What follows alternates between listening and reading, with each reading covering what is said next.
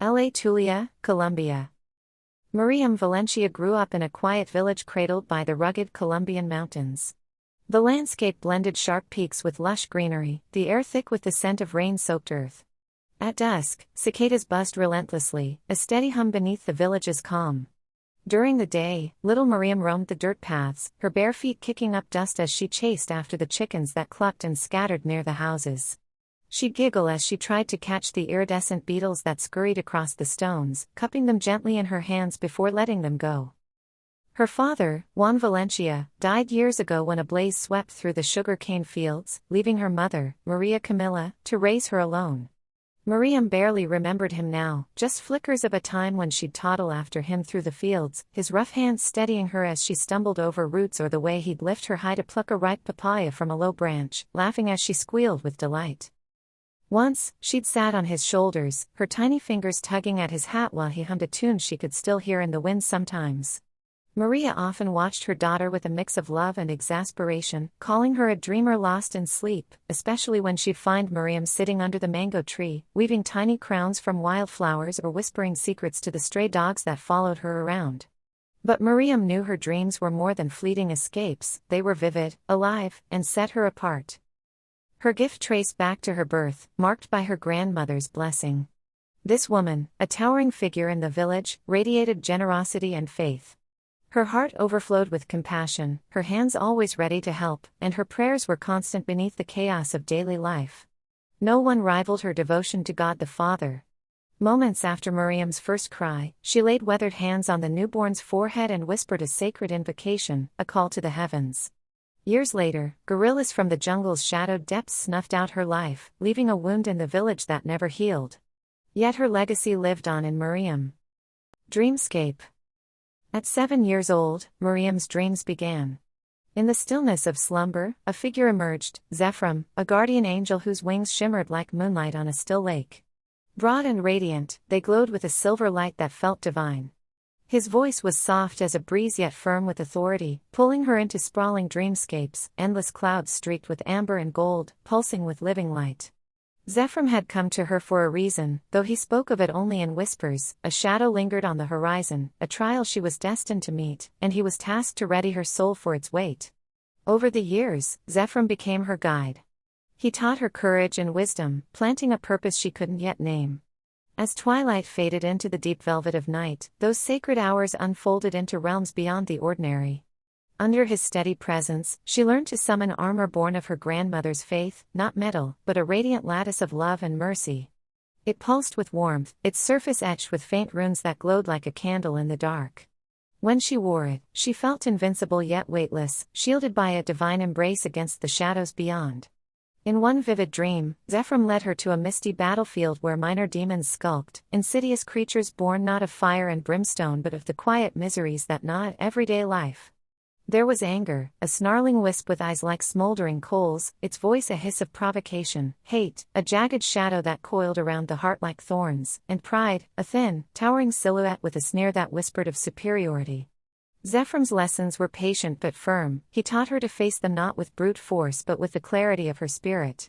She learned to unravel their influence, dissolving their power with compassion and resolve until they faded into nothingness, leaving her stronger and more attuned to the light within. Another night, when she was a bit younger, brought a dream of whimsy and wonder. Beneath a sky of rippling gold, Zephram guided her to a crystalline lake, its water glinting with the reflection of 1,000 stars. There, he revealed a marvel of faith's potential. With trust as her anchor, she could breathe underwater. At first, she hesitated, the surface tension tugging at her doubts, but Zephram's encouraging nod urged her forward. She plunged in, and to her delight, the water parted around her lungs like a gentle caress. Bubbles danced upward as she laughed, a rare carefree sound that echoed through the depths. She swam with the grace of a creature born to the sea, the cool embrace of the lake a playful contrast to the weighty lessons of other nights. That was a fun night, one she'd recall with a smile, even amidst darker trials. Finally, there came nights of profound focus when Zephram taught her to mold her faith into tangible power. He stood before her in a dreamscape ablaze with dawn's first light, his silver wings casting long shadows as he instructed her to shape the intangible into weapons of purpose. On the first night, she concentrated until her faith coalesced into a sword, a blade of radiant energy, its edge sharp with conviction yet light as a feather in her grip. She swung it through the air, and it sang with a harmonic resonance that reverberated in her chest. The next night, her focus shifted, and from her outstretched hands emerged a spear, its shaft sturdy with resolve, its tip gleaming with the promise of justice. Each weapon was a testament to her growing mastery, a bridge between the divine and mortal, forged in the crucible of her unwavering belief. With every lesson, Zephram's gaze held pride, as though he saw in her the fulfillment of a destiny she was only beginning to grasp. Coming of age. By the time Mariham reached her young adult years, her brown eyes, deep and earthy like the soil of her mountain village, had sharpened into something extraordinary, piercing through the thin veneer that separated the mundane from the unseen. The world she once knew as simple and familiar revealed itself as a tapestry woven with hidden threads of the divine and the profane. She began to see beyond the veil, her gaze catching glimpses of forces that moved in secret among the villagers she'd grown up alongside. Demon shadows, sly and sinuous, slithered through the air like tendrils of smoke, their forms indistinct yet unmistakably malevolent. They coiled behind certain villagers, those whose faces tightened with bitterness or whose words dripped with malice, whispering insidious temptations into their ears. Their voices were a low, guttural murmur, sowing seeds of discord, envy, and despair that took root in unguarded hearts. Yet the darkness did not reign unchallenged. Over others, those who carried kindness in their steps or whose laughter rang with untainted joy, hovered orbs of virtuous light. These radiant spheres pulsed with a soft, golden warmth, their glow gentle but unyielding, like embers of a fire that refused to die. They floated just above the shoulders of the pure-hearted, casting a subtle halo that Mariham could feel as much as see, a quiet hum of peace and resilience that seemed to shield them from the shadow's reach. To her awakened sight, the village had transformed into a silent battlefield, a contested ground where light and darkness vied for dominion. Each force pressed its influence upon the people, tugging at their souls in a ceaseless tug-of-war. Some had the strength and faith to resist and were able to fight off the demon's influence. In some cases, one person would have both shadow and light fighting over their soul. The demons sought to corrupt, their whispers stoking petty grudges into raging fires or twisting pride into a blade that cut both ways. Mariham watched as a farmer's scowl deepened under their sway, his muttered curses growing sharper with each passing day, or as a young girl's vanity bloomed into cold disdain, her once warm smile fading. Conversely, the orbs of light fortified the virtuous, nudging a mother to share her last scrap of bread with a neighbor or inspiring an elder to speak words of wisdom that calmed a brewing storm of anger. It was a struggle played out in the smallest gestures and the quietest moments. Yet to Mariham, it felt as vast as the heavens themselves, an eternal clash between the forces that shaped the village's fate. Her eyes, now burdened with this vision, could no longer unsee the war unfolding around her, nor could she ignore the role she might one day play in its outcome. Though Mariam's existence was increasingly entwined with the ethereal, her nights spent training with Zephram and her days shadowed by the unseen war of light and darkness, this was not the entirety of her life. Amid the weight of her destiny, she carved out moments of simplicity and joy, tethering herself to the ordinary pleasures that reminded her of her humanity. One such delight was singing along to music, a pastime that bloomed into a quiet passion. Whether it was the lilting melodies of folk songs echoing through the village or the crackling tunes spilling from an old radio her mother kept in the kitchen, Mariham found herself drawn to the rhythm and flow of sound. Her voice, soft at first, would rise to meet the notes, weaving through them with a natural grace that surprised even her. There was a freedom in it, a release from the burdens she carried, as though each song lifted her spirit above the battlefield she'd come to see. Over time, what began as a casual joy revealed itself as a gift. She was getting rather good, her voice maturing into something striking, clear and resonant, with a warmth that could hush a room or stir a heart. The villagers began to notice, their heads turning when her voice drifted over the murmur of daily life, carrying through the mountain air like a breeze rustling the leaves. Recognizing her talent, Mariham sought to hone it, taking lessons from Doña Clara, an elderly woman whose own singing days had once filled the village with wonder. Clara's home, a modest adobe hut adorned with faded flowers, became a sanctuary of sorts. There, surrounded by the scent of herbs and the faint creak of a wooden chair, Mariham sharpened her skills. Clara taught her to control her breath, to shape each note with intention, and to infuse her singing with the emotion that simmered beneath her quiet exterior. "You sing like the earth itself is listening," Clara would say, her wrinkled hands tapping out a rhythm on the table. For Mariham, these lessons were more than a pursuit of mastery, they were a lifeline. Singing grounded her when the visions of demon shadows and radiant orbs threatened to overwhelm her senses. It was a thread of normalcy in a life increasingly defined by the extraordinary, a way to reclaim a piece of herself that wasn't bound to fate or faith. With every session, her confidence grew, her voice rising with a strength that mirrored the resilience Zephram nurtured in her dreams. In those fleeting moments, as she sang of love, loss, or the beauty of the mountains that cradled her village, Mariham was not a warrior of light or a seer of hidden truths, she was simply a girl, pouring her soul into the music that danced through her days. One humid night, as the cicadas' hum softened into an eerie stillness, Mariham awoke with a chill that had nothing to do with the mountain air. A presence of evil pulsed in her senses, a dark, suffocating weight that seemed to emanate from the north like a storm gathering on the horizon. Her brown eyes widened as she sat up, her breath shallow, the sensation clawing at her chest. Zephram appeared beside her in that liminal space between sleep and waking. His silver wings dimmed slightly as if reflecting the gravity of the moment. He felt it too, a malevolent force stirring, its tendrils reaching toward the village with purpose. Their eyes met, a silent understanding passing between them, and in the days that followed, they forged a plan. The time had come to leave the familiar embrace of her home. When the morning of departure arrived, the villagers gathered, their faces a mixture of sorrow and pride. They'd miss Mariam's quiet strength, her songs that had brightened their evenings, but whispers of her destiny had long circulated among them, tales of her dreams and the light in her eyes. They knew she was meant for something beyond their small world, and with heavy hearts, they bid her farewell. Mariam's journey began on foot, her worn boots tracing paths through Colombia's rugged terrain. She moved through dense jungles where the air buzzed with life, past coffee fields that stretched like green oceans, and over rivers that roared with untamed vigor. Zephram's presence was her compass, his voice a steady guide in her mind as she pressed onward. Panama. Eventually, she reached a coastal town, its docks alive with the shouts of fishermen and the tang of salt in the air. There, she boarded a rickety ferry, its engine groaning as it cut through the waves toward Panama. Days later, she stepped onto the bustling streets of Panama City, a sprawling maze of concrete and noise that dwarfed her village's simplicity. Exhaustion clung to her, but she pressed on, trusting Zephram's guidance. That night, as she slept in a cramped hostel room, the angel stood watch. His luminous form tensed, something was coming.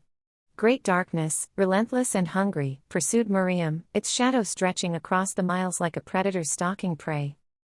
His wings, vast and shimmering with the sheen of molten light, flared outward instinctively, filling the tiny room with a glow that pulsed like a heartbeat. The feathers bristled as a message thrummed through him, resonating in the core of his being, a command from God the Father himself. It wasn't a gentle whisper but a clarion call, sharp and unyielding, cutting through the haze of his vigilance. The words were clear: the girl could not face this alone. Mariham, for all her courage and quiet resilience, was a fragile thread in a tapestry unraveling under the strain of this encroaching abyss. The Fathers will be crystallized within Zephram, a directive as immutable as the foundations of the earth. She needed more than his solitary guardianship. As the command settled into him, a name surfaced in the angel's mind, unbidden yet resonant: Cain. The weight of it struck Zephram like a thunderclap, stirring echoes of a tale older than cities, older than the seas. Cain, a figure as ancient as sin itself, the first murderer, marked by divine curse and mercy in equal measure. He was a wanderer, a soul bound to the earth, and his existence was a paradox of punishment and purpose. Zephram's thoughts churned: why him? Cain, whose hands were stained with Abel's blood, whose name was a byword for betrayal, yet who still walked the world, tethered to a destiny yet unfulfilled. The Father's choice was not a mistake, it was a mystery, a piece of a design too vast for even an angel to fully grasp. Zephram's wings steadied, the light of his form flaring brighter with resolve. Whatever pursued Mariham, whatever this darkness sought, Cain was to be part of the answer. The angel's next step was clear: he must find the marked one, and soon, before the shadow closed its jaws around them all. Across the vast expanse of centuries, Cain roamed the earth alone, a solitary figure carved from the raw edges of history. The mark of Cain, a jagged, livid scar etched into the flesh above his heart, glowed faintly with accursed vitality, its pulse a constant reminder of the blood he'd spilled, Abel's, his brother's, shed in a moment of rage that damned him forever. Immortality was his punishment, not his gift. His dark hair fell in tangled, matted strands, streaked with dust and time, framing a face weathered beyond reckoning. His beard grew wild and unkempt, a thicket that hid the hard lines of his jaw, while his gray eyes, stormy and deep, bore the weight of millennia. They were eyes that had seen empires rise and crumble yet remained haunted by a single, irreversible act. He shunned the clamor of towns and cities, seeking the oppressive silence of the Darien Gap, where the jungle's dense canopy swallowed sound and light alike. Yet even there, solitude was a relentless tormentor, gnawing at his spirit until he could bear it no longer. In fits of despair, he'd stumble into clearings, fall to his knees, and scream at the heavens, his voice a raw, ragged plea for God the Father's forgiveness. Each time, the sky offered only silence, an unyielding void that deepened his isolation. That night, as Cain sat by a dying fire, Zephyr appeared again, his silver wings casting faint light across the jungle floor. The angel's presence cut through the stillness, a beacon against the shadowed wilds that pressed in around them. "Your redemption is tied to three truths," Zephyr said, his voice unwavering, slicing through the jungle night like a blade of light through shadow. His silver wings shimmered faintly against the vast, star-strewn sky, their glow casting soft reflections on the jungle's floor that stretched endlessly around them. He stepped closer to Cain, his presence both gentle and commanding, his eyes holding a depth that seemed to pierce through the centuries of anguish etched into the wanderer's soul. "First, you must forgive yourself for Abel's death, not the act itself, for that cannot be undone, but the burden you've shouldered ever since." The angel's words hung in the air, heavy with meaning, as the wind stirred the dust into restless whispers. "That guilt, that crushing weight you drag through time, it's a chain you forged with your own hands, link by link, out of despair and self-condemnation. It was never the Father's will to bind you so. He marked you to live, not to suffer eternally in a prison of your own making. Release it, Cain, and you'll find the first key to your freedom lies within." "Second," Zephyr said, his voice steady as the stars above, "your offering long ago was not rejected for what it was but because you sought to earn favor without knowing him. Build that bond, Cain, and the path will clear." The flames flickered, casting jagged shadows across Cain's weathered face as the words sank deep, stirring the cracked earth of his soul. The angel paused, his silver wings catching the firelight, their glow a quiet rebuke to the darkness that clung to Cain like a second skin. "When you laid your harvest before him," Zephyr continued, "it was not the grain or the fruit that he weighed, it was your heart. You stood there, hands stained with soil, expecting a reward for labor alone, as if love could be bartered like goods in a market. But the Father is not a merchant to be haggled with, he is a presence to be known, a will to be sought. You offered what you had made yet withheld what he desired most, yourself. Abel's gift pleased him not because it was blood instead of earth, but because it came from a soul turned toward him, open and unguarded." Cain's jaw tightened, his gray eyes narrowing as memories of that ancient day clawed their way to the surface, his brother's altar smoking with sacrifice, the air thick with the scent of burnt flesh, and the silence that followed, a silence that roared with divine rejection. He had raged then, his pride a jagged blade twisting in his chest, but beneath it lay a hollow ache he'd never named. Zephyr's words peeled back the centuries, exposing the truth he'd buried. He had not known the Father, not truly. His offering had been a plea for approval, not a bridge to understanding. He had stood before the infinite, demanding to be seen yet never looking up to see. "To build that bond," Zephyr said, his voice softening like a breeze over the scorched ground, "is to listen where once you shouted, to seek where once you assumed. The Father marked you to wander, yes, but not to drift forever apart from him. He has waited, Cain, through every step across this weary earth, through every night you cursed his name, for you to turn your face toward him again. Not as a servant groveling for a favor, nor as a son demanding a birthright, but as one who longs to know the heart that shaped you. Speak to him in the quiet, not with gifts or pleas, but with the rawness of your soul laid bare. That is the offering he seeks now, and in its giving, you will find the path to Panama City, and beyond, illuminated." The flames danced lower, their crackle a faint echo of the turmoil within Cain. Zephyr's words burrowed into him, heavy as stone yet alive with possibility. The Father had not turned away out of spite but out of a longing Cain had never grasped, a longing for connection, for a relationship forged not in transactions but in trust. For eons, he had seen the mark on his flesh as a wall between them, a sentence of exile. Now, it glimmered as something else, a tether, perhaps, drawing him back to a bond he'd never truly begun. The cracked earth of his soul shifted, stirred by the faintest tremor of yearning, as the angel's voice faded into the night. Third, Zephram continued, his voice softening yet growing firm, like a river carving stone, you must learn to cherish life, all life, including your own. For too long, you've walked this earth as a shadow, scorning the breath in your lungs and the beating heart you were spared to keep. To live is not a curse, Cain, but a gift, one you've forgotten to honor. The slayer you seek in Panama City, the lives she defends, even the smallest creature beneath the sun, they all hold value beyond your reckoning. Embrace this truth, and you'll not only find her but become the strength she needs. Cain stared into the flames, the triad of truths settling into him as stones dropped into still water. Heavy yet alive, they rippled through the cracks of his being. For the first time in ages, his gray eyes flickered with something beyond torment, purpose, perhaps, or the faint ember of hope rekindled. The angel's command lingered as Zephram vanished, leaving Cain alone once more but now with a destination. His steps turned from the wilds toward the distant hum of Panama City, where a girl's fate, and perhaps his own, awaited. Cain meets Mariham. In the heart of Panama City, Mariham stood in the modest kitchen of her rented room, the air thick with the mingled scents of sizzling oil and spices. She hummed a faint tune from her village as she prepared a simple dinner, rice simmering on a battered stove, a small pan of vegetables softening over the flame. The clamor of the city buzzed beyond the cracked window, horns blaring, voices shouting, a stark contrast to the quiet mountains she'd left behind. Unbeknownst to her, Cain had finally caught up, his long journey from the wilds drawing to a close. He lingered in the shadows just outside, his towering frame concealed by the dim alleyway, gray eyes glinting as they fixed on her. He watched in silence, the mark on his chest pulsing faintly beneath his tattered cloak. As he observed, a familiar unease stirred within him, a whisper of evil, not as sharp or vivid as Miriam's keen perception, but enough to set his instincts alight. It was a sensation he'd learned to trust over centuries of wandering, a prickling at the nape of his neck that spoke of danger lurking nearby. A sudden gust of wind rattled the window pane, carrying with it a scattering of delicate, pale flowers. They twirled through the air like ghostly dancers before drifting into the kitchen and landing with a soft plop in Miriam's coffee, resting on the table beside her. The dark liquid rippled as the petals sank to the bottom, unnoticed by her as she stirred the pan, lost in her task. Cain's gaze narrowed, he recognized those blooms instantly.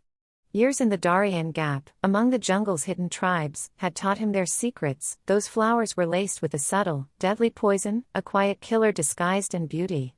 His pulse quickened as Mariham turned from the stove, reaching for the mug with an absent-minded grace, her fingers curling around its warmth. Time seemed to slow, and then Cain moved, his heavy boots pounding the pavement as he surged from the shadows toward the open window. "Stop!"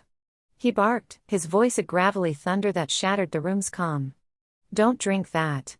Mariham jolted, her brown eyes flashing wide with alarm as she spun toward the sound.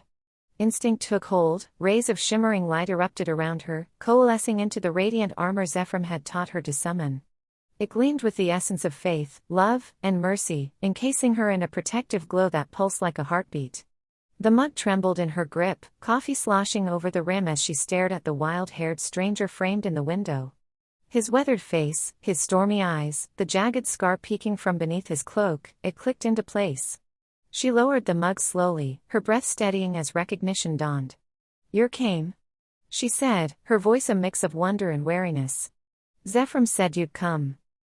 Cain nodded, his expression grim as he climbed through the window with surprising agility for a man of his size, landing heavily on the creaking floor.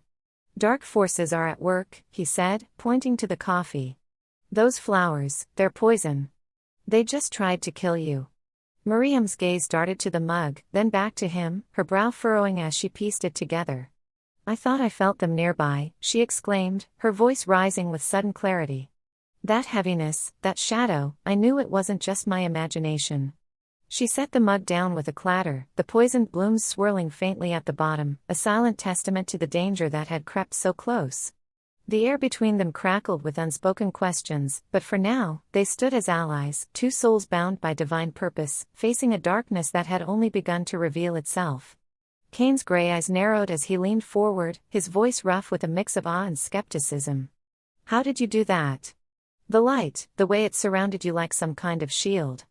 His gaze lingered on Mariham, tracing the faint afterglow of the radiant armor that had flared around her moments ago, now faded but still echoing in the air like a memory of starlight. She met his stare with quiet confidence, brushing a strand of dark hair from her face as she replied, "I learned it from Zephram. He's guided me for years, helping me draw closer to God the Father. He taught me to channel my faith, pure and unshakable, into armor that protects me from the darkness. It's not just light, it's love, mercy, and strength woven together." Her words carried a warmth that seemed to fill the small kitchen, the scent of her abandoned dinner still lingering faintly amid the tension. Cain's shoulders slumped, his scarred hands clenching into fists as he looked away, the firelight from a flickering bulb casting jagged shadows across his weathered face. "I'm so far from the Father," he muttered, his voice a low rasp, heavy with the weight of millennia. "I don't know if I could ever do something like that, call down light, wield faith like a weapon. It feels impossible." Mariam's brow furrowed, and she stepped closer, her voice rising with sudden intensity. "Why not?" she exclaimed, her brown eyes flashing with a mix of challenge and curiosity. "Did you have a relationship with your biological father?" Cain blinked, caught off guard by the shift. "Yes," he said slowly, the word dredged up from memories older than the mountains. She pressed on, undeterred. "And what about a woman, maybe a wife, someone you loved?" "Of course, yes." He shot back, his tone sharper now, as if the question stirred a long-buried ache. A puzzled look crossed Miriam's face, her head tilting as she studied him, piecing together her point. "Then you've had relationships before. You've known trust, connection, even love. It's the same with him, just build one." Cain's lips twisted into a scowl, and a growl rumbled deep in his chest. "You make it sound so easy," he said, the words edged with bitterness, his gray eyes stormy with doubt. Mariham didn't flinch. "But it is," she countered, her voice bright with conviction, cutting through his gloom like a blade. "Just talk to him, talk like you would to your best friend or a relative you trust. When you're lost, when life feels like it's pressing down too hard, call out for help. Share the good moments too, the little victories in your day, your dreams, your desires. Tell him what stirs your heart. It's really as simple as that." She paused, her expression softening as she leaned against the table. The poisoned coffee sat untouched, a quiet testament to the stakes between them. "Now, faith, that's trickier," she said, her voice dipping into a reflective murmur.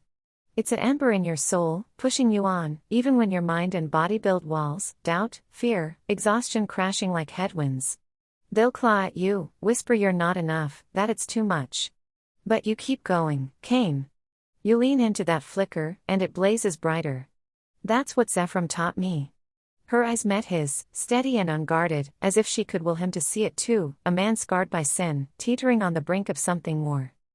"Thank you, Mariham," he said quietly, his voice barely above a breath.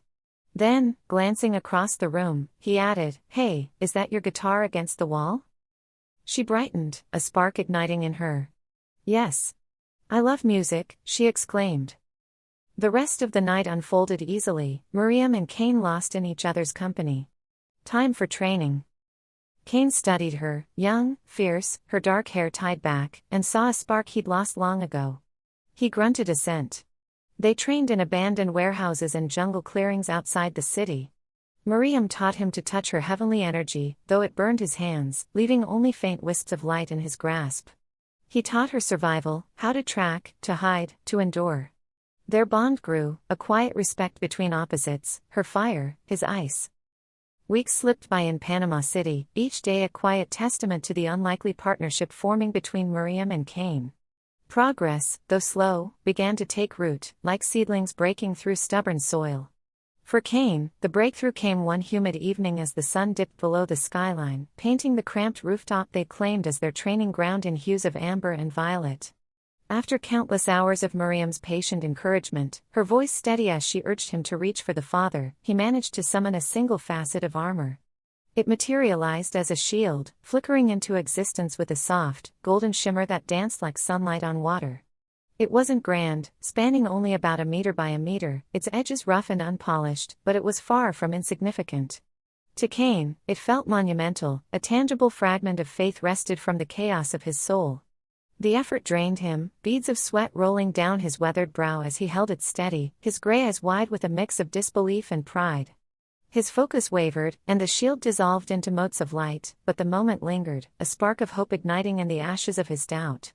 Mariham, meanwhile, thrived under Cain's rugged tutelage, absorbing every lesson he could muster from his millennia of survival. Where Zephram had taught her the ethereal armor of light and weapons of spirit, Cain grounded her in the raw and practical. He showed her how to read the subtle shifts in the air when darkness approached, how to stand firm against fear, and how to wield her resolve like a blade when faith alone wasn't enough. She took to it with a fierce determination, her brown eyes alight with purpose as she sparred with him, dodged his mock attacks, and countered with bursts of radiant energy. The city's clamor faded into the background as they worked, the honking horns and distant shouts drowned out by the rhythm of their training. Mariam's growth was a mirror to Cain's own, each step forward a quiet victory over the shadows that hunted them both. But the air grew heavier as the weeks wore on, a subtle pressure building like a storm brewing in the distance. One evening, as they stood on the rooftop catching their breath, the horizon dark with encroaching night, Mariham felt it again, that northern pull, the same malevolent presence that had driven her from her village. Cain sensed it too, his jaw tightening as he scanned the skyline. "It's moving," he growled, his voice low and certain. "North." Mariham nodded, her resolve hardening. It was time to leave the relative safety of Panama City and face what awaited them. Their path would take them to Texas, a land of sprawling plains and hidden dangers, where the darkness seemed to beckon with a purpose they couldn't yet name. Before they could depart, Cain paused, his weathered hand dipping into the folds of his worn cloak. From a hidden pocket, he produced a small leather pouch, its contents clinking softly as he weighed it in his palm. "Gold coins," he muttered, catching Mariam's curious glance. "Kept him for centuries. Just in case." She watched as he turned his gaze toward the bustling streets below. "We'll need more than faith for this journey. American dollars will get us farther than these coins will up north." With a grunt, Cain descended into Panama City's chaotic heart, the pouch tucked close. He moved with purpose through the crowded market, past vendors hawking fruits and trinkets, until he found a grizzled trader who knew the value of old gold and asked few questions. The exchange was swift, coins for a modest stack of bills, crisp and foreign in his calloused hands. When he returned, he handed Mariham a few of the dollars, the rest stashed away with the same care he'd given his ancient hoard. They gathered their meager belongings, Mariam's small pack, Cain's cloak, now lighter without its secret weight, and set their sights on the journey ahead, two souls bound by faith and fate, stepping into the unknown together. The sun hung low over the arid stretches of northern Mexico, its heat bleeding into the cracked earth as Mariham and Cain pressed northward. Dust clung to their clothes, her simple tunic now streaked with grime, his tattered cloak fluttering like a shadow worn thin by time. They'd left Panama City weeks ago, guided by Zephram's silent urgings, threading through jungles and towns until the landscape flattened into this relentless expanse. Cain's gray eyes scanned the horizon, stormy and restless, while Mariam's brown gaze, sharp with her awakened sight, traced the faint shimmer of light and shadow that danced unseen around them. Their journey was a quiet pact, forged in necessity rather than trust. His gruff silences were a stark contrast to her soft humming, a habit she carried from the village to steady her spirit. They stumbled upon the coyotes at dusk, where the desert met a crumbling roadside shack. The air reeked of sweat and stale liquor, the shouts of men cutting through the stillness like jagged blades. These were human traffickers, their faces hardened by greed, herding a ragged cluster of migrants toward a rusted van. At their helm stood the boss, a hulking figure with a sneer carved into his sun-scorched face, his voice a guttural bark that commanded obedience. Mariam's breath caught as her vision pierced the veil. Around him writhed a grotesque menagerie of demons, each a twisted embodiment of sin. Lust coiled about his shoulders, a serpentine wisp with eyes like molten amber. Greed clung to his chest, its claws glinting with avarice, and wrath loomed behind him, a hulking shadow with a snarl that rumbled like distant thunder. Their whispers slithered through the air, a chorus of corruption that thickened the night. The boss's gaze locked onto Mariham, his lips curling into a leer as he stepped forward, brushing past Cain as if the wanderer were a ghost. "You," he growled, his voice dripping with intent, "come with me." "Alone?" Cain's hand tightened around the gnarled staff he carried, his growl rising low and primal, a warning etched in the lines of his weathered face. "No," he rasped, stepping between them, his gray eyes flashing with a fury older than the mountains. The boss paused, his sneer twisting into something colder, more dangerous.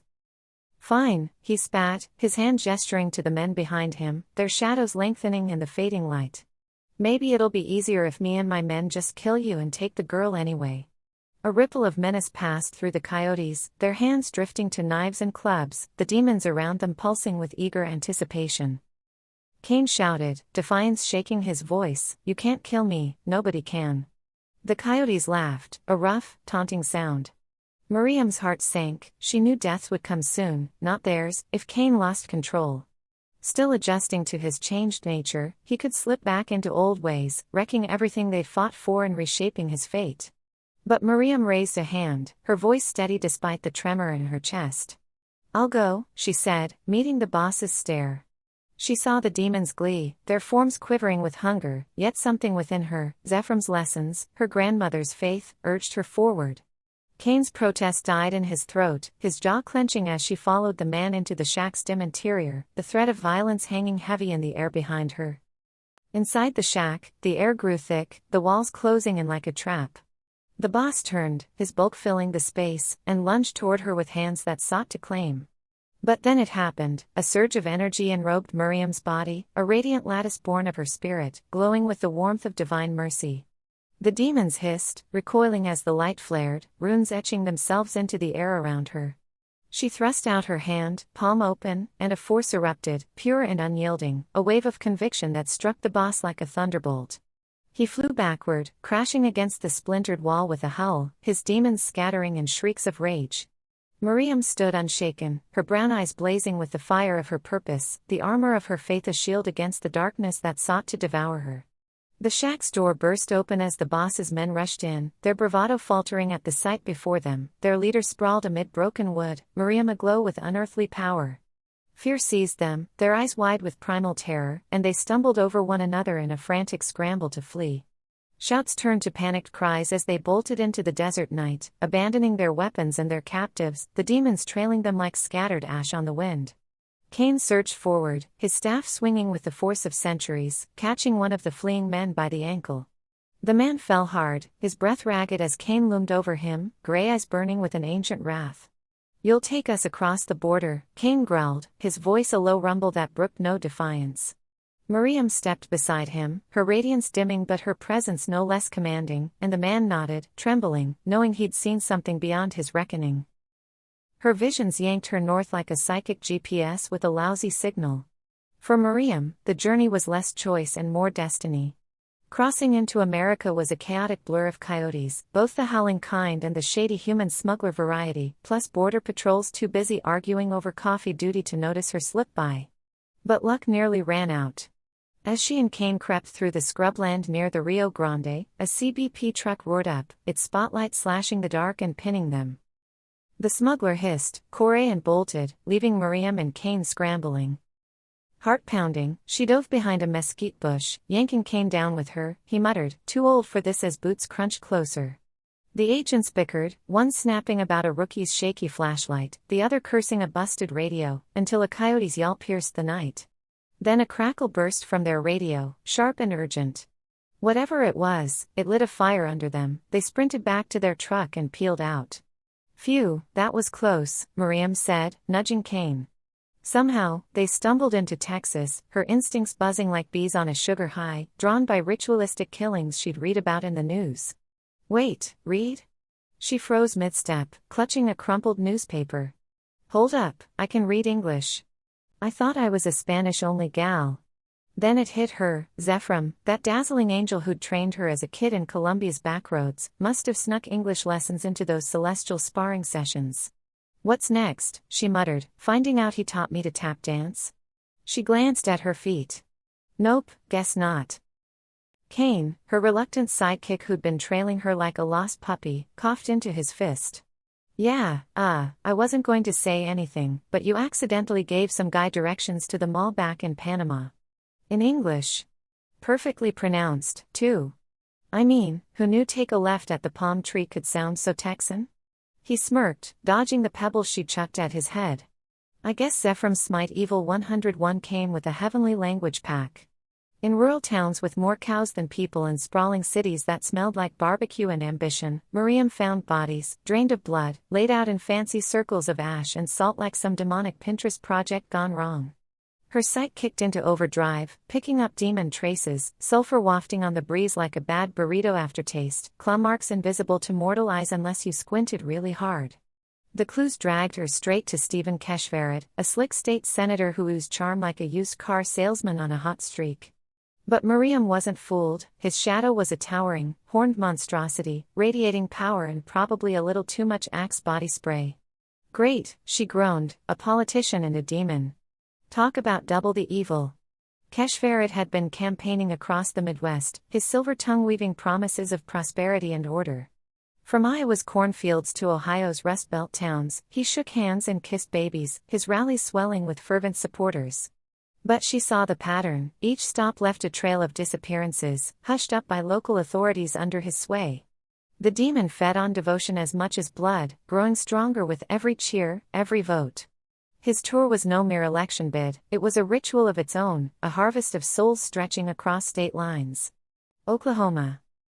Mariham's journey north was a tapestry of fleeting encounters, each one a test of her growing strength and a brushstroke in the larger picture of her purpose. One sweltering afternoon, her path led her to a dusty diner on the outskirts of Oklahoma, its faded sign creaking in the dry wind and its windows smudged with the grit of 1,000 passing storms.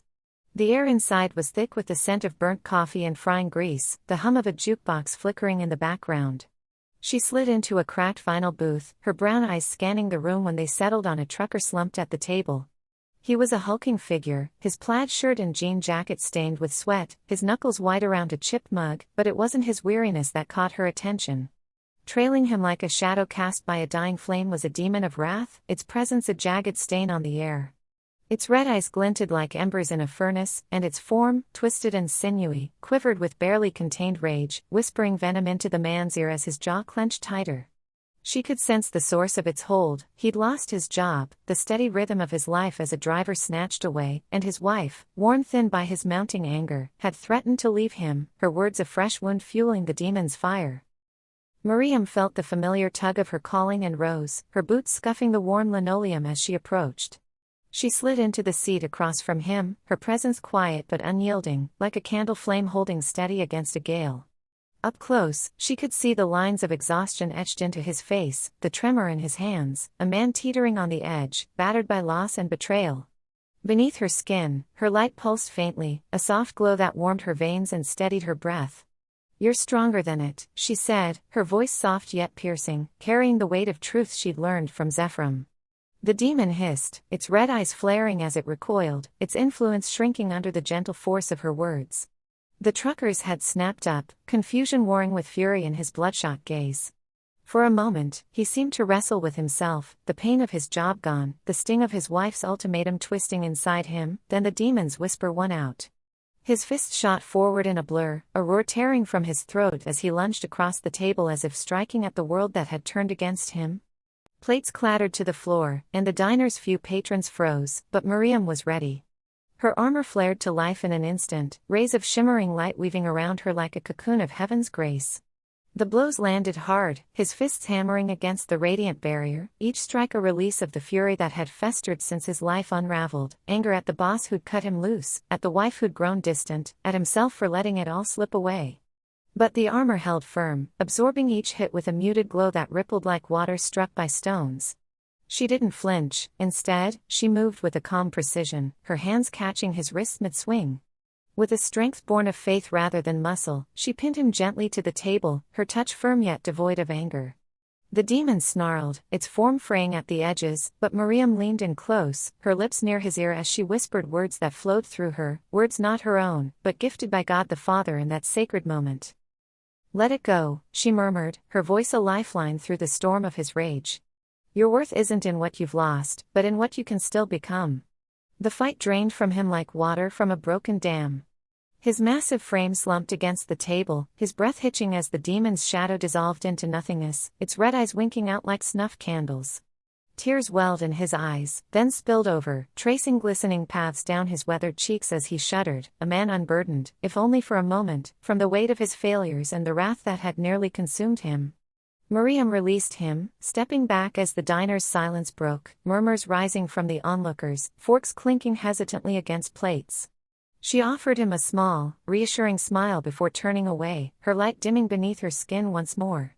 The encounter lingered in her mind as she stepped back into the Oklahoma heat, a reminder of the battles she could fight and win, not with swords or spears, but with the quiet power of faith and compassion, reaching into the broken places where even demons prayed.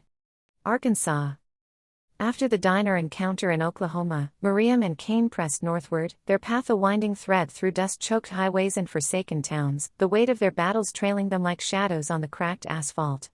The air thickened as they crossed into Arkansas, laced with pine and a faint, acrid tang Mariham couldn't place, a prickle at her senses, a warning honed by years of angelic lessons. Somewhere along the way, in a gas station lot just past the border, they'd come across an old pickup truck, a rust-eaten Ford with a windshield spiderwebbed from neglect, abandoned by a drifter who'd traded it for bus fare south. Cain had eyed it with a grunt, then haggled a deal, $50 and a spare knife from his pack with the clerk, a wiry man with tobacco-stained teeth who'd shrugged and muttered, "Good luck." "Beats walking," Cain said, tossing Mariham the keys. She caught them midair, her eyebrow arching. "You know I don't drive, right?" Her tone was half tease, half challenge, fingers tightening around the metal. Cain smirked, a rare flicker in his weathered face. "Then you'll learn, angel girl. I'm not hauling you the whole way." Mariham slid into the driver's seat, the cracked vinyl creaking beneath her, the cab reeking of stale cigarettes and spilled oil. She jammed the key into the ignition and turned it, nothing. Just a dry click, then silence. She tried again, harder, and the engine wheezed faintly before dying. "Piece of junk," she muttered, shooting Cain a look. He was already moving, popping the hood with a practiced yank. "Hold your horses." The rusted metal groaned as he propped it open, leaning in to inspect the tangle of wires and grime. Mariham climbed out, peering over his shoulder as he muttered to himself, words she didn't catch, laced with the weight of centuries. "Battery's half dead," he said finally, "and the starter's choked with rust. Lucky it didn't blow up on the last guy." He straightened, scanning the lot, then strode toward a pile of debris near the station's edge, twisted scraps of metal, a cracked hubcap, and a coil of wire discarded in the weeds. Mariham followed, arms crossed. "What, you're a mechanic now? Been fixing worse than this since before your kind had wheels," he shot back, plucking a jagged strip of steel and the wire from the heap. Back at the truck, he worked fast, prying open the battery casing, scraping corrosion off the terminals with the metal shard, then twisting the wire to jury-rig a loose connection. His hands moved with a certainty that belied the years, scars crisscrossing his knuckles like a map of his penance. He slammed the hood shut, dusting his palms on his jeans. "Try it now." Mariham climbed back in, skeptical, and turned the key. The engine sputtered, coughed black smoke from the tailpipe, then roared to life with a reluctant growl. She grinned despite herself, and Cain slid into the passenger seat, his bulk dwarfing the bench. "Don't get cocky," he said, though the corner of his mouth twitched. "You still got to steer." It wasn't much, this rattling beast with its patched-up guts and a dashboard stain that might have been blood, but it carried them forward. As they pulled onto the highway, Mariam's grip tightened on the wheel, her eyes flicking between the road and the horizon. Somewhere out there, the evil they hunted pulsed like a heartbeat, and in the heat haze ahead, she swore she saw a shadow twist, gone when she blinked. Illinois. Just outside Chicago, with the city's skyline a faint smudge on the horizon, Cain slowed the truck, his eyes catching on a burst of color beyond the road. A county fair sprawled across an open field, its lights twinkling against the late afternoon sky, a chaotic symphony of noise and motion spilling into the quiet.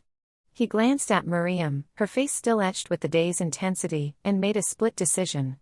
"Ever been to one of these?" he asked, nodding toward the fairgrounds as he pulled off the highway. Mariham shook her head, her brown eyes widening slightly. "Never," she admitted, a flicker of curiosity breaking through her usual resolve. Cain smirked, a rare crack in his guarded demeanor. "Then you're in for something." They stepped out into the crisp air, the gravel crunching under their boots as they approached the fair's edge. The scene unfolded like a fever dream, strings of bulbs swaying between rickety stalls, painting the dusk in hues of gold and red, the clatter of games, pinging bells, popping balloons, and the hollow thunk of balls against tin cans, blending with the shrieks of kids darting through the crowd. The air carried a sweet tang of cotton candy and fried dough, undercut by the sharp whiff of livestock from the barns beyond. Rides loomed overhead, a Ferris wheel spinning lazy circles, its cars swaying like pendulums, and a rickety roller coaster rattling along its warped tracks, pulling gasps and laughter from its riders. Mariham stopped short, her gaze sweeping the chaos, her eyes alight with a wonder that seemed to peel back the years. For a moment, the woman who'd faced demons with unshakable faith looked almost childlike, caught off guard by the sheer, reckless joy of it all. "Never seen anything like this," she murmured, half to herself, as a carousel's calliope piped a jaunty tune nearby. The painted horses bobbed in their endless dance, their gaudy colors flashing under the lights. She turned to Cain, a grin tugging at her lips. "Where do we start?" He shrugged, hands in his pockets, but his eyes softened as he watched her take it in. "Your call. Games, rides, or food, pick your poison." She laughed, a bright, unguarded sound that cut through the fair's din, and pointed toward a stall where a barker in a striped vest shouted about winning stuffed prizes. "That one. Let's see if you've got any aim left after all that fighting." Cain raised an eyebrow, following her lead. The game was simple: toss rings onto bottleneck pegs for a chance at a plush bear half Miriam's size. She handed over a crumpled dollar from her pocket, her fingers brushing the worn wood of the counter as she took her turn first. The first ring sailed wide, clattering into the dirt, and she huffed, mock indignation flaring. "This is rigged," she declared, but her second throw hooked a peg, earning a cheer from a small knot of onlookers. Cain stepped up next, his movements steady and deliberate, and landed 2 rings in a row. The barker handed him the bear, its button eyes glinting, and Cain thrust it toward Mariham with a dry, "Guess I've still got it." She clutched the prize, laughing again, the sound mingling with the hum of the fair. "You're showing off now," she teased, tucking the bear under her arm as they wandered deeper into the grounds. The lights danced in her eyes, reflecting a rare lightness, a reprieve from the sulfur and shadows they'd left behind. For an hour, they drifted, sampling greasy funnel cakes dusted with powdered sugar, watching kids scramble for prizes at the dart toss, and pausing as Mariham marveled at the Ferris wheel's slow climb, its silhouette stark against the deepening sky. "It's like the world's holding its breath up there," she said, her voice soft with awe, and Cain just nodded, letting her have the moment. The fair wasn't their mission, but it was a tether, a slice of life untainted by demons, a chance for Mariham to see something new and for Cain to remember something old. As they headed back to the truck, the bear slung over her shoulder and the fair's glow fading behind them, she glanced at him. "Thanks for this," she said simply, and he tipped his head, a quiet acknowledgement between them. The road to Chicago waited, but for now, the memory of lights and laughter lingered, a small spark to carry them forward. Chicago. Under a sky bruised with the gray of a Chicago dusk, Zephram led Mariham and Cain through the city's labyrinthine streets, his silver wings folded tightly against his back to blend into the urban shadows. Their destination was a narrow alley tucked behind a row of crumbling brick buildings, where the air hung heavy with the tang of rust and the faint echo of distant sirens. There, they were met by a guardian angel, its form a shimmering silhouette of starlight, less solid than Zephram, more a constellation of radiant points that pulsed with quiet power. It hovered beside a woman slumped against the graffiti-streaked wall, her body racked with unnatural contortions. A demon held her in its grip, its presence a dark stain that twisted her limbs into jagged angles, her eyes rolling back to reveal only whites. A guttural snarl tore from her throat as she thrashed, the sound less human than beastly, reverberating off the alley's damp concrete. Mariham stepped forward, her boots crunching on broken glass, her brown eyes steady with resolve. The woman's head snapped toward her, and the demon's voice erupted, sharp and venomous, "Who are you?" Zephram exchanged a glance with the guardian angel, whose starry form flickered faintly. In a low, resonant tone, the guardian confided that it had battled the demon for days with no success, its attempts to extract the entity thwarted by its stubborn hold. Undeterred, Mariham edged closer, her breath visible in the chill air as words began to flow from her lips, first the Lord's Prayer, but then transformed into words not her own, but gifted by God the Father, rising from her soul like a river breaking through the stone. "Peace be yours," she intoned, her voice soft yet unyielding, laced with divine authority.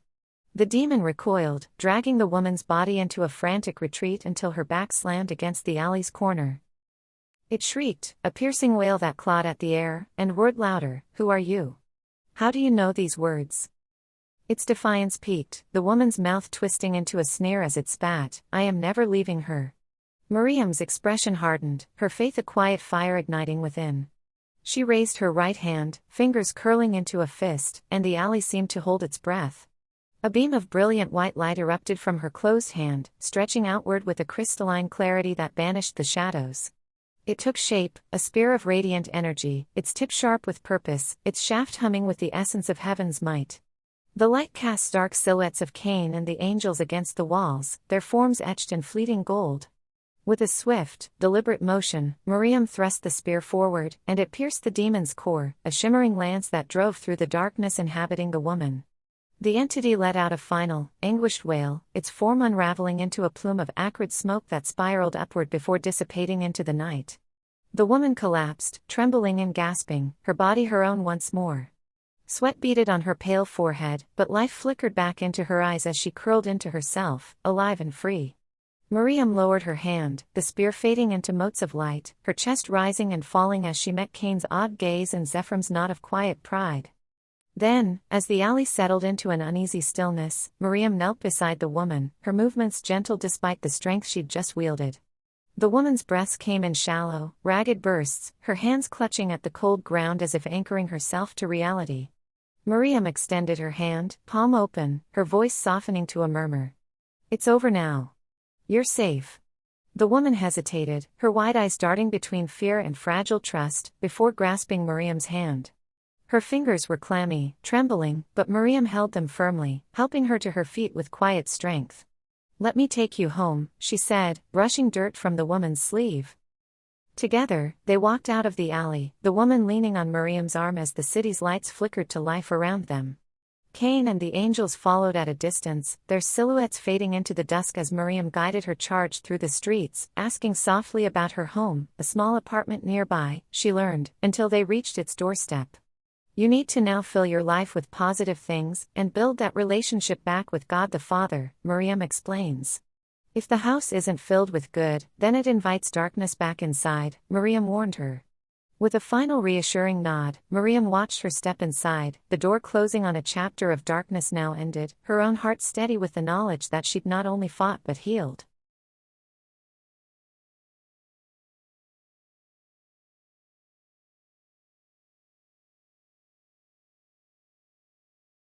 Onward from Chicago, their trail of clues pointed toward Baltimore, a distant pull urging them east through whispers of sulfur and shadowed intent. But after the alley's fierce battle, with the echoes of the demon's wail still ringing in their ears, Mariham and Cain lingered in the city, craving a moment to breathe. The night was young, the streets alive with Chicago's restless pulse, and they wandered aimlessly, boots scuffing against the cracked pavement. The weight of their purpose loosened just enough for them to seek something lighter, something human. A low, gritty rhythm spilled from a side street, drawing them like moths to a flame. They turned a corner and found themselves before a blues hall, its weathered brick facade glowing under a buzzing neon sign that read "Live Blues Nightly." Smoke curled from the open door, and the muffled thump of a bass line promised refuge. Mariham paused, her eyes lighting with recognition. The sound tugged at a memory, her mother's old radio, perched on a kitchen counter back home, crackling with the soulful wail of Muddy Waters or Bessie Smith. She'd sit cross-legged on the linoleum as a girl, letting the music wrap around her like a warm blanket, her mother's voice humming along between sips of coffee. "That's the real stuff," her mother would say, tapping her foot to the beat. Now, standing in the Chicago dusk with her guitar case slung over her shoulder, Mariham felt that echo stir something deep. "I know this," she said softly, almost to herself, then glanced at Cain with a flicker of a smile. "Mama's radio used to play this all the time." Cain tilted his head toward the door, hands in his pockets. "Let's check it out then." They stepped inside, the air thick with the tang of whiskey, sweat, and decades of spilled stories. Dim lights cast long shadows over scuffed wooden tables, where a crowd of locals, truckers, barflies, and night owls, nursed drinks and swayed to the rhythm. On stage, a band was tuning up, a wiry guitarist with a fedora tipped low, a bassist plucking a steady groove, and a drummer tapping out a lazy beat. The singer, a broad-shouldered man with a voice like weathered oak, leaned into the mic, testing it with a gravelly hum. As Mariham and Cain settled against a wall near the bar, the guitarist's sharp eyes caught the battered case at her side. He grinned, strumming an idle chord. "Hey, lady, you play that thing, or is it just for show?" Mariham straightened, her grin flashing bright against the dimness. I play, she said, then added with a spark of pride, and I sing too. The band exchanged glances, a ripple of amusement passing between them. The singer waved her forward, his voice a low rumble. Well, come on up, then. Let's see what you've got. Cain gave her a nudge, his expression unreadable but his eyes glinting with quiet curiosity. She handed him her plush bear from the fair, still slung over her shoulder like a trophy, and climbed the short steps to the stage, the guitar case thumping against her hip. The band kicked into a slow, smoky riff, the kind of blues that sank into your bones, raw and unhurried, with a bend of sorrow and defiance. Mariham set her case down, pulling out her guitar, its wood scratched but warm under her fingers. She slung the strap over her shoulder, gave the strings a quick tune, and nodded to the drummer. The crowd hushed, heads turning as she stepped to the mic. She closed her eyes for a beat, letting the rhythm pull her in, then opened her mouth and let her voice spill out. It was deep and rich, edged with a fire that turned the air electric. Down by the river, where the cold winds moan, I found my heart in a lonesome tone. The words were hers, woven from the roads she'd walked, the demons she faced, and the faith that held her steady. Her fingers danced over the strings, coaxing out a soulful wail that twined with the band's groove like they'd played together for years. The guitarist leaned into her melody, riffing off her chords with a grin, the bassist thumped a heartbeat beneath her, and the drummer snapped the tempo tight. The singer stepped back, arms crossed, nodding approval as Mariham owned the stage. Her voice dipped and soared, raw and unguarded, carrying the weight of her mother's radio days and the battles she'd fought since. The crowd caught the current, heads bobbed, hands clapped, and a few let out whoops as she hit a high note that lingered like smoke. Cain watched from the wall, his rough edges softened, a faint smile tugging at his lips as he cradled the bear like a reluctant guardian. She was great, no, she was more than that. She was a force, her music a bridge between the divine spark within her and the gritty humanity of the room. When the song faded, the last note hanging heavy in the air, the hall erupted, cheers and whistles rattling the rafters. Mariham stepped back, breathless, her cheeks flushed as she slung the guitar over her shoulder. The singer clapped her on the back, his grin wide. You've got soul, girl. Come back anytime, she laughed, hopping off the stage to rejoin Cain, who handed her the bear with a dry, not bad. Didn't know you could belt it like that. She nudged him, still buzzing. Told you, I sing. Music's my light, Cain, it's what keeps me whole. They lingered a while longer, the blues washing over them, a balm after Chicago's shadows. Pennsylvania. Driving through a small Pennsylvania town, in the countryside.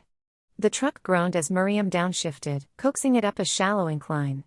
That's when the flashing lights bloomed in the rearview mirror. A low curse slipped from Cain's lips, ancient and guttural, as he twisted to glance back.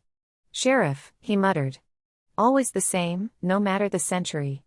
Mariham eased the truck to the shoulder, gravel crunching under the tires as it wheezed to a stop. The sheriff's cruiser pulled up behind them, a dusty old Crown Vic with a star emblazoned on the side. Out stepped a man who looked like he'd been carved from the land itself, grizzled, sun-weathered, with a gray mustache that drooped over his lip like Spanish moss. His boots crunched as he approached, one hand resting casually on the holster at his hip. "Evenin', folks," he drawled, peering through Mariam's rolled-down window. His eyes flicked between her youthful face and Cain's ageless one, lingering a moment too long on the latter. "License and registration, if you please." Mariham shot Cain a sidelong glance. He shrugged, the faintest smirk tugging at his mouth. "We're, between paperwork at the moment," she said, her Colombian accent softening the edges of her words. "Lost it somewhere back in Ohio, maybe?" The sheriff raised an eyebrow, unimpressed. "That's so. Well, I reckon we can sort this out quick enough. Got me ony of them new gizmos, fingerprint scanner, right here on the sidea the road. Ain't that something? DC's been pushing these things out to us rural types. Let's see what it says." He pulled a sleek, handheld device from his belt, its screen glowing faintly in the dusk. "Thumb here," he instructed, nodding at Mariham first. She hesitated, then pressed her thumb to the pad, her mind racing. The angel hadn't warned her about this. The machine beeped, and the sheriff frowned at the result before moving to Cain. "Your turn, big fella." Cain complied with a grunt, pressing his calloused thumb down. The device chirped again, and this time, the sheriff's frown deepened into a full-on scowl. He tapped the screen, muttering under his breath. Dang blasted technology. Hold on now. He squinted at the readout, then looked up at Cain, then back at the screen. This can't be right. Says here there's an open warrant, some bar fight, looks like. Assault with intent. But the date's all screwy. Says 1911. He chuckled, scratching his head under his hat. Either this thing's busted, or you're a mite older than you look, son, and she's not even showing up. Cain's smirk widened into something almost predatory, but he said nothing. Mariham leaned forward, her voice calm but firm. Must be a glitch, Sheriff. We're just passing through, honest. The old man sighed, pocketing the device. Back in my day, we didn't need no fancy gadgets to tell us who's trouble and who ain't. I'd just look a man in the eye and know. He studied them both for a long moment, his gaze lingering on Mariham's steady resolve and Cain's unreadable calm. You two don't strike me as the law-breaking type, not the usual kind, anyhow. But this truck. She's a hazard. Barely roadworthy. I'm gonna have to tow her. Mariham's heart sank, but before she could protest, the sheriff raised a hand. Now, hold on. I ain't here to ruin your day. You seem like decent folks with not much to show, being you're driving this old wreck, and I reckon you've got somewhere important to be. I'll let you go on foot, call it a professional courtesy. But this heap's stayin' with me. Cain shifted in his seat, his voice low and gravelly. Appreciate it, Sheriff. We'll manage. The old man tipped his hat, already turning back to his cruiser. Y'all stay out of trouble now. And if you see that fella from 1911, tell him I ain't chasing him no more. He chuckled to himself as he walked away, muttering about dang technology under his breath. Mariham watched him go, then glanced at Cain. That was close. Close. Cain snorted, kicking open his door with a creak. I've had worse. Come on. DC's not going to wait. They climbed out into the fading light, the truck's engine ticking as it cooled. Ahead lay the open road, the demon, and whatever else the darkness had in store. Mariham adjusted the worn strap of her bag, feeling the familiar weight of her purpose settle back onto her shoulders. Cain fell into step beside her, eternal and unhurried, as they left the rusted relic behind. Cain was able to flag down a taxi that was more than willing to take them to Baltimore, Maryland, for what Cain was offering him. Maryland. The stakes surged to a perilous height as Mariham's journey brought her to Baltimore, a city cloaked in the damp chill of late autumn, its skyline jagged with the silhouettes of aging factories and skeletal cranes. Zephram had warned her and Cain of the growing darkness, a force coalescing under the command of Keshvarid, a name that haunted Mariham's dreams with a shiver of dread and stirred unease in Cain's ancient soul. That night, beneath a sky heavy with storm clouds, they found themselves drawn to a rotting warehouse on the city's edge, its walls sagging under decades of neglect, the air thick with the stench of mildew and rusting metal. The wind howled through broken windows, rattling loose panes like the last gasps of a dying beast. It was there, amid the decay, that Keshvarid's right-hand man, Malachi Vorn, emerged from the shadows, a gaunt figure clad in a black suit that clung to his skeletal frame like a shroud. His face was a mask of hollow cheeks and sunken eyes, glinting with cold, predatory malice, and his presence radiated a wrongness that set their senses ablaze. At his side loomed his demon, a towering entity of writhing shadow and jagged edges, its eyes twin voids that swallowed the dim light filtering through the warehouse's fractured roof. This shouldn't take too long, stated Malachi. The confrontation erupted without warning. With a flick of Malachi's bony hand, the demon unleashed its power, its will bending the world around them. Debris rose into the air as if summoned by an unseen storm, splintered crates, rusted pipes, and jagged shards of glass torn from the shattered windows, all hurtling toward Mariham and Cain with lethal intent. The warehouse became a maelstrom of chaos, the air alive with the shriek of metal and the splintering crack of wood. Cain reacted first, his instincts honed by centuries of survival kicking in. Move, he bellowed, his gravelly voice cutting through the din as he lunged forward, his massive frame a blur. He summoned the shield he'd painstakingly learned to conjure, a meter-square facet of golden light that flickered into existence before him. It wasn't perfect, its edges wavering under his strained focus, but it held long enough to deflect a barrage of glass shards that would have shredded Mariham's flank. The debris clattered against it, sparking like flint on steel, and Cain grunted with the effort, sweat beading on his brow as he braced against the assault. Mariham seized the moment Cain bought her, dodging a rusted pipe that whizzed past her shoulder and clanged against the concrete with a hollow ring. Her armor flared to life, rays of shimmering light weaving around her in a protective lattice that sparked where stray debris struck, each impact a test of her faith she met with unwavering resolve. Malachi Vorn's sneer twisted as he turned his attention to Cain, his demon roaring as it hurled a splintered crate toward the wanderer. Cain ducked, the crate smashing into the wall behind him in a shower of dust, and rolled to his feet, charging the gaunt figure with a feral growl. His shield dissipated, but his momentum carried him forward, fists swinging as he aimed to close the gap and draw Malachi's focus. The demon lashed out, a shadowy tendril swiping at Cain, but he twisted aside, the blow grazing his cloak and tearing a ragged strip from its hem. His interference rattled Malachi, the man's sunken eyes darting between his two foes, his control fraying. Mariham saw her opening amidst the chaos Cain had sown.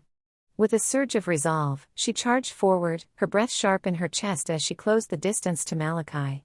The air thrummed with energy as she raised her hand, her fist clenching to summon a weapon honed by Zephram's teachings. A blade of pure white light materialized in her grip, its edges sharper than any steel, its glow a beacon that cut through the warehouse's gloom like dawn piercing the night. Malachi's sneer faltered, his demon shrieking in defiance as Cain's hulking form loomed closer, forcing the man to split his attention. Mariham drove the blade forward, its tip finding Malachi's chest with a soundless force that plunged deep into the darkness, tethering the demon to its host. For a heartbeat, the warehouse held its breath, then the demon erupted in a violent burst of shadow, a torrent of inky tendrils that lashed out wildly before dissolving into the air with a guttural scream that echoed off the walls. Malachi Vorn staggered, his body suddenly frail without the entity's support, and crumpled to the floor, his black suit pooling around him like spilled ink. His chest heaved weakly, the ordeal stripping away the last of his strength, his gaunt frame too brittle to withstand the severance of the demon that had sustained him. Mariham lowered her blade, the light fading into motes that drifted upward, her chest rising and falling as she stepped closer. Cain paused his advance, watching warily as Malachi's sunken eyes flickered with a faint, fleeting clarity. His voice rasped out, barely above a whisper, cracked and trembling. "Thank you for releasing me." He coughed a wet, ragged sound, his skeletal hands clutching at the floor as if grasping for something lost. "When I joined Keshvarid's circle, I never meant to fall this deep. It was a power I sought, not this. Darkness." His gaze met Miriam's, a glimmer of regret breaking through the emptiness, and then his head lolled back, his final breath escaping in a soft sigh. He lay still, his body a husk reclaimed by silence, freed from the demon but too weak to endure the aftermath. Mariham knelt briefly beside him, her brown eyes softening with a flicker of sorrow for a man ensnared beyond his intent before rising to meet Cain's steady gaze. The warehouse settled into an eerie quiet, the wind's howl softening as if the world itself exhaled. The debris lay scattered in haphazard piles, a testament to the battle's ferocity and the weight of Malachi's end pressed against her, Keshvarid's right-hand man, a fallen pawn in a greater evil still lurking beyond their reach. Yet the father's presence steadied her, a whisper of strength binding her to Cain, their shared victory tempered by the cost. Together, they turned from the fallen figure, her armor dimming beneath her skin, and stepped back into the night, the storm clouds parting just enough to reveal a sliver of starlight, a faint promise that their fight was far from over. Cain's fury surged like wildfire, his voice cracking with desperation as he slammed his fist against a weathered wooden table. "For once, can't we just kill the host and be done with it? No host, no vessel for that wretched demon to cling to. It's simple, eliminate the source, and we're all safer." His eyes blazed with a mix of frustration and reckless determination, his chest heaving as he glared at Mariham, daring her to argue. Mariam's brows furrowed, her tone sharp and resolute as she crossed her arms defiantly. "That's not how we operate, Cain, and you know it. We don't just slaughter innocents to solve our problems, it's barbaric and wrong. Every life has value, even one caught in a demon's grasp. We're supposed to protect them, not snuff them out like a candle in the wind." She paused, her gaze softened briefly before hardening again as she glanced at the faint, glowing mark etched across his chest. "Besides," she added with a pointed edge, "what do you even care? That thing branded on you means you can't die anyway. You're untouchable." Before Cain could snap back, a ripple of energy pulsed through the room, and Zephram materialized in a shimmer of ethereal light. His presence was commanding yet serene, his voice cutting through the tension like a blade. That's not entirely true, he proclaimed, his gaze settling on Cain with a weight that silenced the room. He stepped forward, his robes whispering against the stone floor, and continued with measured gravity. The mark you bear, it shields you from the blades and malice of common men, yes. No mortal hand can snuff out your life. But it's not an absolute safeguard. You remain vulnerable to forces beyond the mortal coil, demons and angels alike can still claim you. Cain's jaw tightened, his fists clenching at his sides as he shot back. That's ridiculous. They've never tried to take me out before, not once. I've been walking this cursed earth for ages, and neither side has so much as raised a finger against me. His voice carried a bitter edge, laced with the exhaustion of a man who'd long wrestled with his own existence. Zephram's expression softened, but his words remained firm, laced with an ominous warning. That's because, before now, you were no threat to them, Cain. You were a wretched, miserable soul, aimless, broken, and harmless in their eyes. The demons saw no need to bother with you, and the angels? They wouldn't dare touch you, bound as they are by God's will. But things have changed. He paused, letting the weight of his words settle before continuing. Now, the demons see you differently. You've become a thorn in their side, a danger to their plans. And if they strike, oh, they'll know exactly how to do it. With just the right method, the perfect alignment of their unholy power, that mark won't save you. You will die.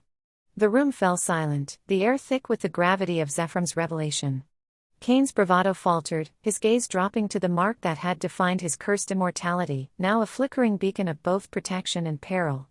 His shoulders slumped slightly, and his voice, quieter now, broke the stillness. It's not my life I'm worried about, he admitted, his eyes flickering toward Mariham with a raw, unguarded concern. It's hers. Things are getting so serious, and I am afraid that I won't be able to help her or protect her. Mariham's stern expression softened, her arms uncrossing as she took a tentative step toward him. The tension that had crackled between them melted away, replaced by a shared vulnerability. Cain, she murmured, her voice trembling with emotion.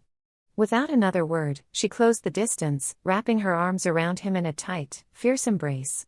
Cain stiffened for a moment, caught off guard, then returned the hug, his own arms encircling her as if to shield her from the dangers he feared.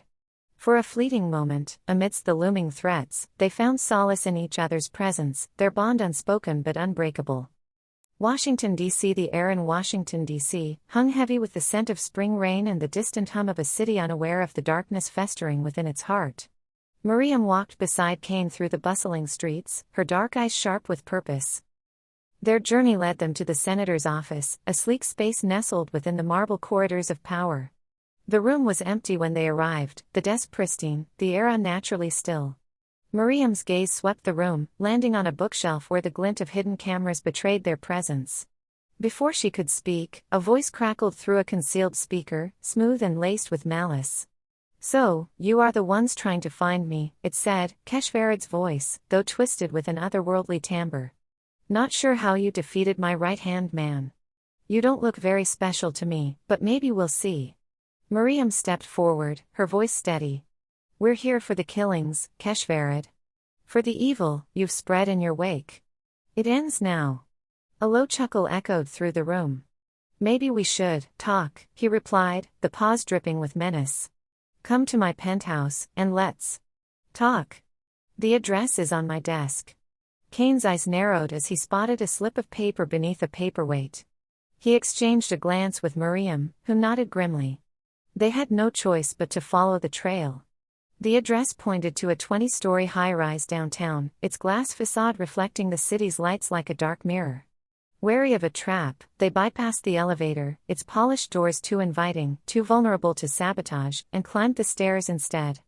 Each step echoed in the dim stairwell, their breaths growing heavier as they ascended. By the time they reached the penthouse, sweat glistened on Mariam's brow, but her resolve remained unshaken.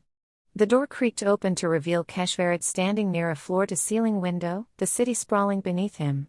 He turned, his human guise intact, sharp suit, slicked back hair, a politician's smile, and offered them a drink from a crystal decanter.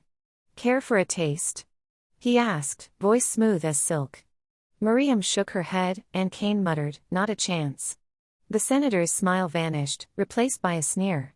"Who do you think you are?" he snarled, "thinking you're strong enough to take me on?" Cain smirked, stepping closer. She made quick work of your right-hand man. Keshvarad's laughter erupted, a sound that clawed at the air, dark and guttural. His body began to twist, bones cracking and skin splitting as the demon within emerged. 8 feet tall, black-skinned, with horns curling toward the ceiling and red eyes glowing like embers, he towered over them. Tendrils of smoke writhed from his form, coiling like living shadows. Mariham's response was immediate. A lattice of golden light flared around her, armor born of divine energy encasing her body. She stood firm, a beacon against the darkness. Cain moved to shield her, but a tendril lashed out, striking him with brutal force. He flew sideways, crashing into a glass table, a surge of energy ripped from his core. Mariham didn't hesitate. She raised her hand, and a sword of pure white light materialized, angelic runes pulsing along its blade. The demon's tendrils seized furniture, chairs, lamps, a heavy vase, and hurled them at her. She dodged with grace, then thrust her palm forward. A wave of force slammed into Keshvarad, knocking him back, his clawed feet scraping the polished floor. How? Interesting. He growled, regaining his footing. His gaze shifted to Cain, now struggling to rise, and fixed on the mark glowing faintly through his torn shirt. And you, that mark makes you Cain. So very interesting. Mariham lunged, her sword slicing through a tendril. Keshvarad roared, the wound sizzling as if burned by holy fire. But he retaliated, his tendrils striking her repeatedly, each hit draining her strength. She fought on, her blade flashing, until exhaustion dragged her to her knees. Cain staggered toward her, desperation in his eyes. Mariham, he shouted, but Keshvarad turned on him. Oh no, you don't, the demon hissed. You're becoming a real problem. A tendril stabbed into Cain's mark, piercing his chest. He screamed, his knees buckling as his life force began to seep away. You thought you were immortal? Keshvarad taunted, but not to me. Cain's vision blurred, Mariam's crumpled form swimming before him. Mariham, run, he cried, tears streaming down his face. In a final plea, he turned his gaze upward. Father, please, take what's left of me and give it to her. Anything to save her. Keshvarad's laughter filled the room as a jagged black void tore open in his chest. From it poured hundreds of small demons, their claws glinting as they scrambled toward Mariham. It's time to feed my children, he declared. A life force like yours, young lady, rare and perfect for them. The creatures swarmed her, clawing and biting as she screamed, her armor flickering under their assault. Cain, fading fast, yelled out to her, then to the heavens, his voice breaking with fear and guilt. Then, amid the chaos, a voice reached Mariham, calm, resonant, divine. My daughter, the father said, I have never abandoned you, and I never will. The force you've wielded is but a fraction of what's within you. It flows directly from my hand. Feel its source, and guide it into your soul. Strength surged within her, a wellspring of light she hadn't known existed. Shards of brilliance erupted from her body, piercing the demons atop her. With a deafening explosion, she rose, her armor now ablaze with millions of radiant points. Streams of energy unfurled from her back, sharp and lethal, like the wings of an avenging angel. Keshvarad's bravado faltered, his red eyes widening. He struck with his tendrils, but her energy streams sliced through them like butter. Cain slumped against the wall and watched in awe, pride swelling in his chest. Mariham advanced, her eyes blazing with white light, her voice rising in a language ancient and unknown, its syllables tormenting the demon. He shrank back, cowering as she closed the distance. She placed her hand on his chest, the void pulsing beneath her touch. He shrieked, a sound of pure agony, as she spoke a final word, Amen.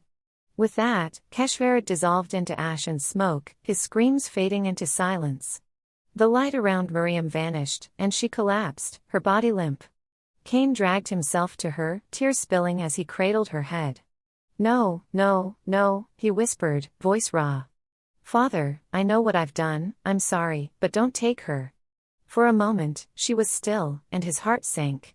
Then her eyes fluttered open, a faint smile curving her lips. That was something, huh? She murmured. Relief flooded Cain. Yeah, it sure was, kid, he said, brushing a strand of hair from her face. She tilted her head, squinting at him. Hey, Cain, where's your mark? He looked down, startled. The curse that had branded him for millennia was gone, his chest unmarred. A figure materialized beside them, Zephram, his presence radiating calm authority. "Your destiny isn't complete," the angel said. "It's only begun." Cain's temper flared. "Don't you think she's done enough?" Zephram's gaze was steady. "Do you think this world holds only one demon like Keshvaret? But take heart, she'll have help. Both of you will. Have you ever been to Tampa, Florida? There's a young man there, like Mariham, just coming into his power. Don't worry, the Father will always be with her and with you, Cain. He sees how far you've come. You've redeemed yourself. You'll grow old now, like any man, and one day, you'll die like any other." Cain stared at Zephram, then at Mariham, who sat up slowly, her strength returning. The city lights glittered beyond the shattered penthouse window, a world still stained with shadows, but for now, they had won. Tampa, FL. Mariham and Cain stepped into the city park on the outskirts of Tampa, Florida, the late afternoon sun casting long shadows across the grass. Mariham scanned the area with the keen senses Zephram, her angelic mentor, had honed in her dreams since childhood. Her eyes settling on a young man sitting alone on a bench. Beside her, Cain adjusted his pace. His millennia of wandering had etched wisdom into his weathered face, and though Mariham had shared some of her training with him, his presence could be intimidating. "I'll go first," she murmured, glancing at Cain. "You're big, tall, and honestly, a little scary at first glance." Cain nodded, his gaze drifting elsewhere in the park. Cain settles down on a bench. As Mariham made her way toward the young man, Alexander, just turned 18, unaware of the powers simmering within him, Cain's attention fixed on a young mother slumped on a bench nearby. She looked exhausted, her eyes red-rimmed as she scrolled absently on her phone, ignoring her small daughter giggling on the playground. A tear slipped down her cheek, and Cain's sharp eyes caught something else, a shadow-like demon clinging to her back. He squinted, wondering if it was the demon of sloth. With a steady stride, he approached her. Startled, she looked up at his imposing figure and asked warily, "Are any of these kids yours?" Cain shook his head. "No, just visiting a friend, her, over there," he said, pointing toward Mariham. "You look tired, exhausted, sad," she sighed heavily. "I am. I never thought being a mother would be this hard." Cain gestured to the bench. "May I sit?" She shrugged. "Sure." Cain settled beside her, his voice gentle but firm. "Is being a mother hard?" "You bet. But anything hard is worth doing, the reward is great in the end." The shadow on her back twitched, its coal black eyes glaring at Cain with a hiss. She frowned, oblivious to it. "I hear you, but I'm reaching zero. I've got nothing left to give." Cain leaned closer. "You're in a tough spot now, but will it be this way forever? Have you prayed for help?" Her response was sharp, punctuated by another hiss from the demon. "Yeah, I prayed. Nothing happened. I'm still tired, barely scraping by for food, so spare me." Cain placed a hand on her shoulder, near the shadow, and a faint glow pulsed from his palm, energy akin to Mariam's. "How do you know I'm not the help God sent?" The demon of sloth screeched, detaching and slithering away. She blinked, softening slightly. "You're nice to listen, but unless you've got $100 to spare, I don't know what I'll do." Cain smiled, pulling out $200. "Talk to the Father some more, things will get better. For now, take this. And watch that little one, those memories will be worth more than gold someday." Her face brightened as she thanked him and hurried to join her daughter, whose laughter rang out as they played together. Meanwhile, Mariham reached Alexander, who sat lost in thought. "Hey, what's going on?" she asked casually. He raised an eyebrow. "Just sitting here, thinking about stuff." She grinned. "Ever breathed underwater in a dream?" He paused, then shook his head. "No, but I've flown like an eagle, just me, soaring without a plane." Her eyes sparkled. "Cool." He glanced past her. "You with that big scary dude over there?" She chuckled. "Yeah, that's Cain." Alexander's expression shifted. "My angel, in my dreams, said I'd meet two people like you. Said you'd help me, and maybe I'd help you someday." Mariham smiled warmly. "I hope so. You here with someone?" He shrugged. "I'm an orphan." Turned 18, so I guess it's time to find my own path. She nodded. Cool. Want to meet the big guy? I'll protect you, he's not as grumpy as he looks. With a wink, she let her glowing armor shimmer around her. Alexander's jaw dropped. You can do that too? I thought I was the only one. Together, they walked back to Cain, who eyed Alexander with curiosity. So, you on the team? Alexander grinned, glancing between them. With you or her? Sure, I'm in, Cain chuckled, a rare sound. I wonder how many of you two are out there. If this keeps up, I might have to start a demon hunters guild. Mariham smirked. Don't know, but I like the sound of it. As the sun dipped below the horizon, the three left the park, their silhouettes blending into the golden glow of the Tampa sunset, warriors of light, bound by purpose, stepping into an uncertain but destined future.